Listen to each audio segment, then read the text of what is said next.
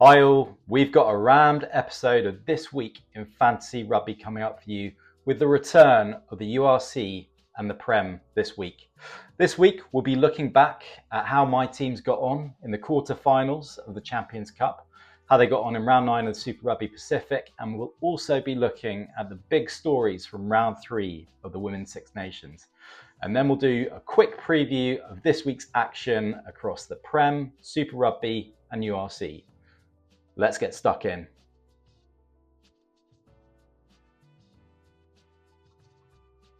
Okay, a quick roundup of the big stories coming out of round 3 of the Women's Six Nations. And let's start with the biggest super sub swing of the week. And it's a name we've heard before, Sarah Byrne.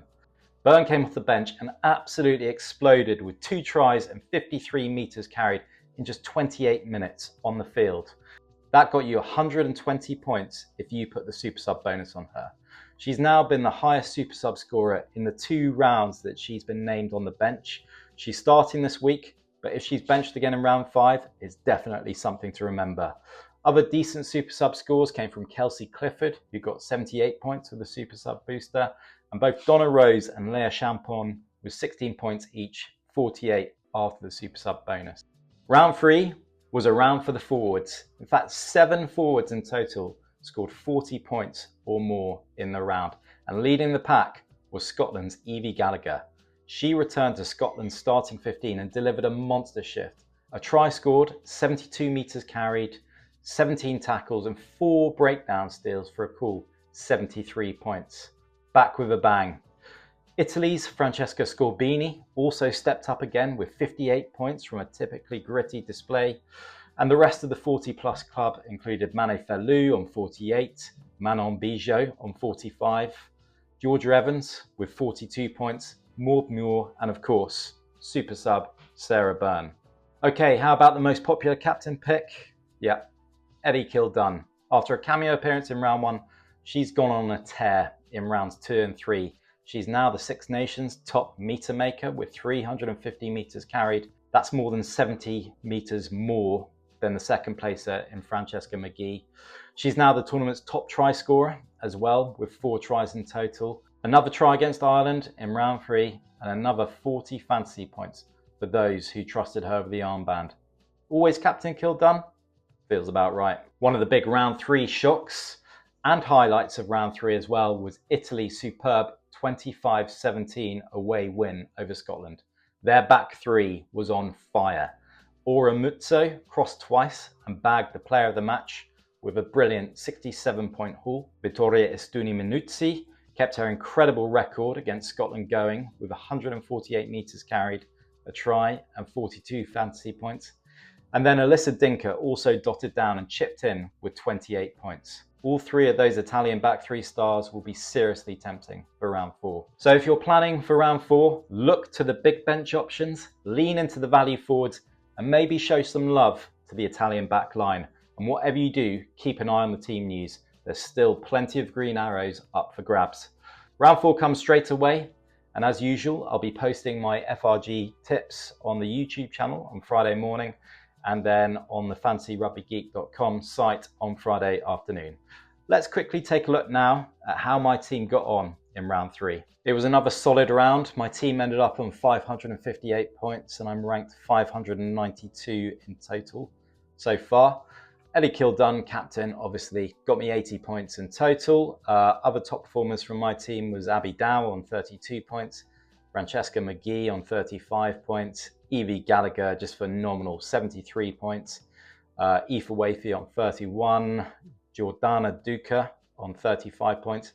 Mane Fellou, another massive haul from her, 48 points.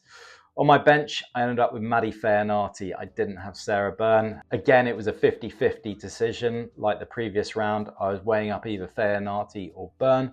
I went Fairnarty. She was the highest scoring player in the fantasy game prior to last week's game. Seemed like a solid choice, but Sarah Byrne absolutely dominated. Big lesson learnt. Onwards to this week.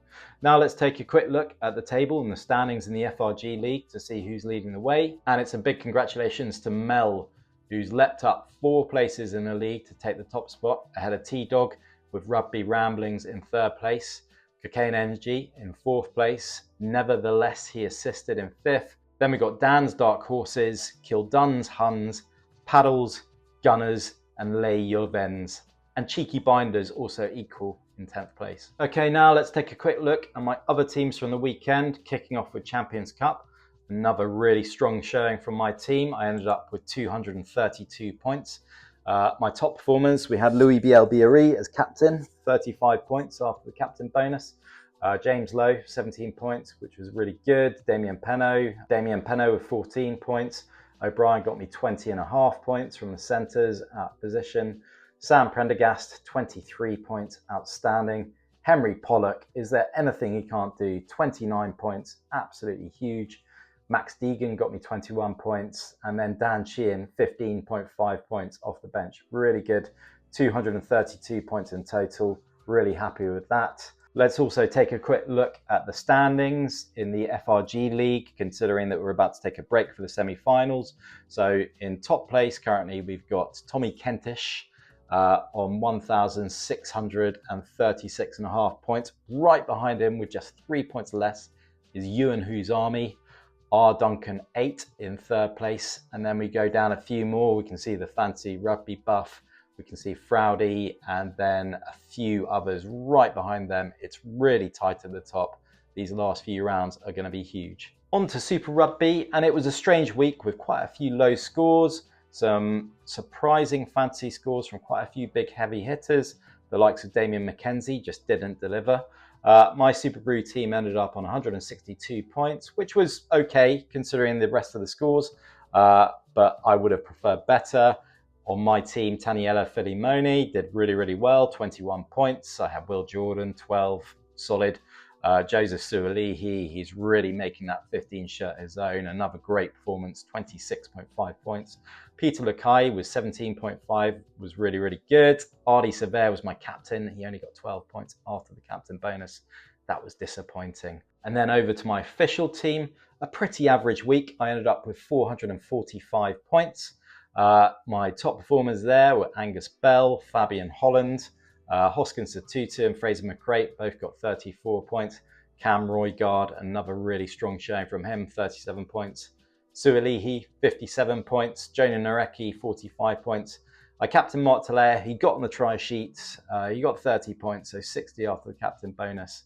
But it could have been so much better. D-Mac only got me 9 points as fly half. That's got to be the lowest score he's had in this game all season.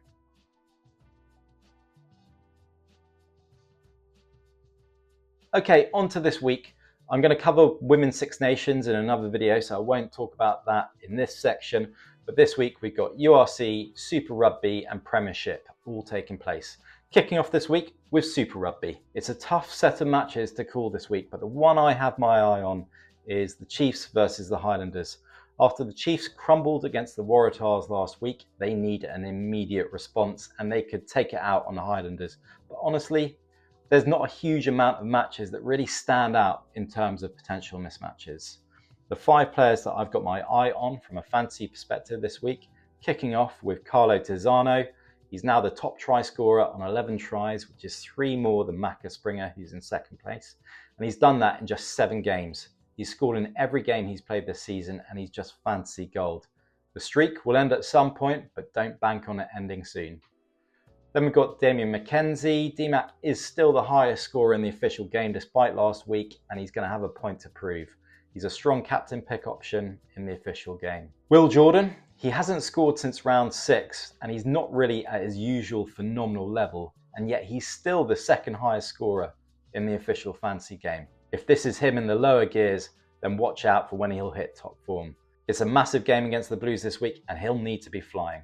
Next up, Leroy Carter. With the exception of round 8, Carter has been pumping out the fantasy points this season through tries, assists, meters carried, line breaks and defenders beaten. I think we're due another big one this week. And then finishing up with Joseph Sualihi. He's really hitting form and he's a permanent fixture at fullback now for the Waratahs. Barring bye weeks and injuries, I think he's going to be in my team for the rest of the season. Okay, on to URC. The matches that I'm targeting this week, first up, Leinster versus Ulster. Now, a lot will depend on the team that Leinster puts out. but they've just been in absolutely phenomenal form in the Champions Cup recently. As a Quins fan, I know this all too well. Their recent form has been ridiculous. If they bring it to the URC, then Ulster are in trouble. Glasgow taking on Zebra should be a good opportunity for Glasgow to rebuild confidence after that brutal experience against Leinster last week in the Champions Cup quarters. Finally, we've got the Stormers hosting Connacht, and I really just see the Stormers taking full home advantage and really making it count in this round. The 5 players I'm looking at, kicking things off with Warwick Callant of the Stormers. He's been uber consistent this season, and if he's selected, he should rack up the meters and defenders beaten at home to Connacht. Then we've got Carl Steyn. He's in brilliant form. He's racked up the fantasy points whenever he's played this year, and he should make a massive impact for Glasgow's trip to Zebra. Evan Roos, he's been in hot form since returning from injury, and the last round he got a couple of tries to his name. He's definitely going to be in and amongst the fantasy points again this week. And then Johnny Matthews, he's overdue a try. He's got a great fixture lined up this week as well. And then finishing up with Geordie Barrett. He's in amazing form. He was sensational in the Champions Cup. There's a possibility he'll be rested in round 15, but if selected, he's a must pick up in the centres. Finishing up this week with the Premiership and the matches that I'm targeting. Northampton versus Newcastle is an opportunity for points, but note that Northampton are named a squad with a lot of missing big names, so tread very carefully. Saracens at home to Gloucester is definitely one to watch and expect points from their big carriers. And finally, despite being at Sandy Park, I can still see Bath getting a very good win against Exeter. The 5 players that I'm looking at for this round include Tom Willis. He's come straight back after the Six Nations break in the same form that he had prior to it. He should run riot as Sarries host Gloucester. Ben Earl, another Sarries back rower. If selected, I'm expecting big points from him. Finn Russell, Bath look imperious, and Russell is the heart of everything they do.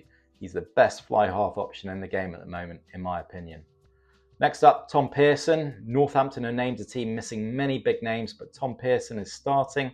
He's been in solid form this season with 5 matches where he scored 15 points or more on Super Brew. Well worth looking at. And then finally, Will Muir, mega performance in round 13 against Quins with 2 tries, 124 metres carried and 4 defenders beaten. He's in form and he should do some big damage against Exeter. So that's it. More details are available over at fantasyrugbygeek.com, where my full round 10 Super Rugby picks are now live and where my Premiership, URC and Women's Six Nations picks will go live on Friday afternoon. A quick shout out before we go, a quick mention of our friends at Blindside Box.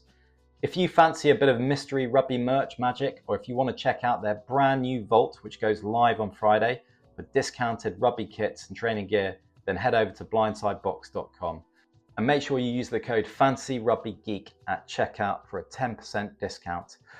This is an example of the kind of kit that I've got from them in the past. It was a Blues training top from their training box. The link's in the description. Make sure you go and check it out. So that's it. Make sure you get your teams in for Saturday and good luck.